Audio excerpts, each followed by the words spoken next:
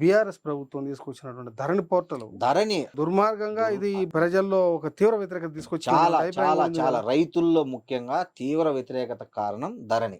దాన్ని ఇమ్మీడియట్ గా రేవంత్ అడ్డుకొని ధరణిని బంగాళాఖాతం కలుపుతున్నాడు, భూభారతి తెస్తాను, ఇవన్నీ అదే చెప్తున్నా కదా. ప్రతిపక్ష నాయకుడు ఎవరైతే ప్రజల ఆకాంక్షలకు అనుగుణంగా మాట్లాడతాడో, ప్రజల ఆశయాలు, ప్రజలు ఏం ఆశిస్తున్నారో ఒక ప్రభుత్వం నుంచి తెలుసుకొని మాట్లాడితే కనెక్ట్ అయిపోతారు ప్రజలు.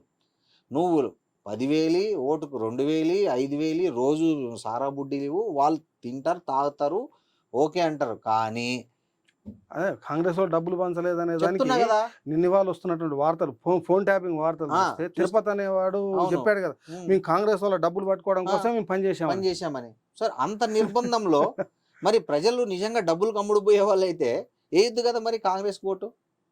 ఎక్కడైనా అంతే, ప్రజలు చాలా విఘ్నులు. కానీ సరే అట్లా అయినప్పుడు మంచి పొజిషన్ ఇచ్చారు. మరి బీఆర్ఎస్ కు ఎవరు ఇచ్చింది? అర్బన్ ఓటర్లు ఎవరైనా కానీ అవమానించారు. ఇప్పుడు నాకు ఇదే ఈ రోజు నాకు ఒకటి అనిపిస్తుంది. ఇప్పుడు అందశ్రీ కీరవాణి టూన్ ఇచ్చినప్పుడు ఆత్మగౌరవం దెబ్బతిందన్నారు కదా.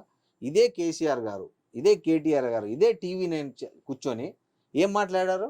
ప్రజలు అత్యాశకు పోయి కాంగ్రెస్ని గెలిపించారు. వాళ్ళని వాళ్ళు విమర్శించుకోలే, మమ్మల్ని ఎందుకు ప్రజలు ఓడించారు వాళ్ళ ఆత్మవిమర్శ చేసుకోలే. పరనింద అంటే మళ్ళీ ప్రజల్ని నిందించారు. అంటే ప్రజలు అత్యాశకు పోయి కాంగ్రెస్ కు ఓటు వేశారని కేసీఆర్ గారు అంటే.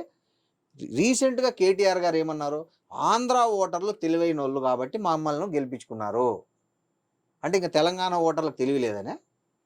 అంటే ఎవరు ఆత్మగౌరవాన్ని దెబ్బతీస్తున్నారు చూడండి. ఇది ఎవరికి కనిపించదు. కానీ హిస్టరీలో ఇది దాదాపు మొదటిసారి అనుకుంటా ఇది ప్రజలపైన నిందేయడం.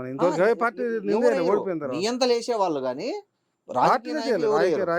వేశారు అట్లా చెప్తున్నా. సో ఈ పరిస్థితుల్లో ఏమైపోయిందంటే బీఆర్ఎస్ క్యాడర్ అనేది చల్లా చెదిరైపోయింది ఓటమి తర్వాత. ఎవరన్నా బయటకు వచ్చారా? 3 నెలల పాటు కేసీఆర్ గారు ఆసుపత్రులు ఉన్నారు, మిగతా వాళ్ళందరూ ఇళ్లలో సైలెంట్గా ఉన్నారు. 2 నెలలు సైలెంట్.